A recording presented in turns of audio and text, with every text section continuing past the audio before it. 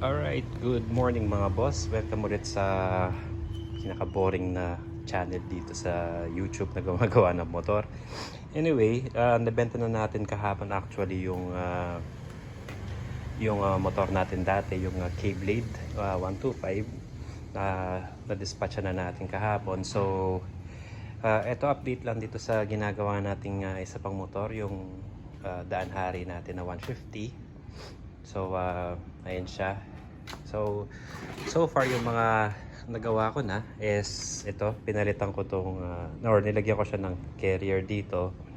Though pang ano kasi to pang Skygo yata. Kung hindi ako nagkakamali, pang Skygo na carrier to. So may konting tinapes lang na konti dito para lang magkasya siya.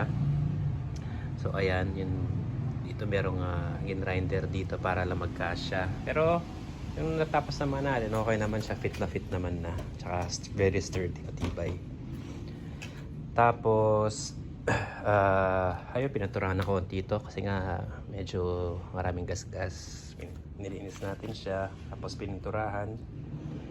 And then ayan, ito medyo madugo ngayon is dahil medyo mausok na daw to. So para lang sigurado na okay yung makina, at least na next owner nito is hindi naman magkakaroon ng problema sa usok-usok nitong motor. Binaklas ko na to at pina-reborn na siya. And ayun, palitin na rin, since binuksan na rin, papalitan ko na rin din yung timing gear niya para sure ball na lang, at least binuksan na rin. So ano pa ba? Ayan, naglagay lang ng side mirror.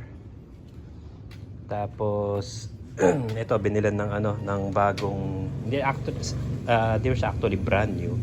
Pero nilagyan ko na siya ng niya ng tapalodo sa harap. Ayan. So far yan pa lang naman yung mga gagawin or yung mga nagawa ko na.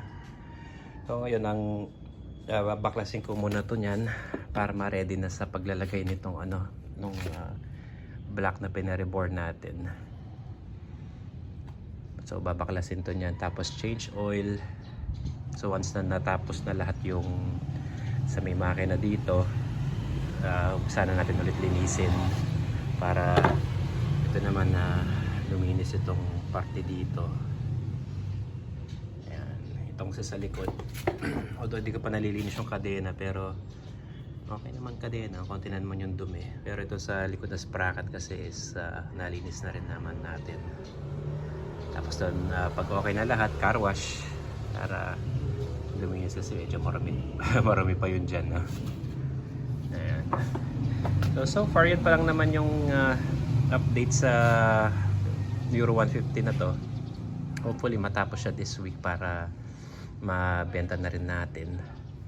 And ayun, may mga updates pa, i-update ko kayo, balitahan ko, igawa tayo ng isa pang video.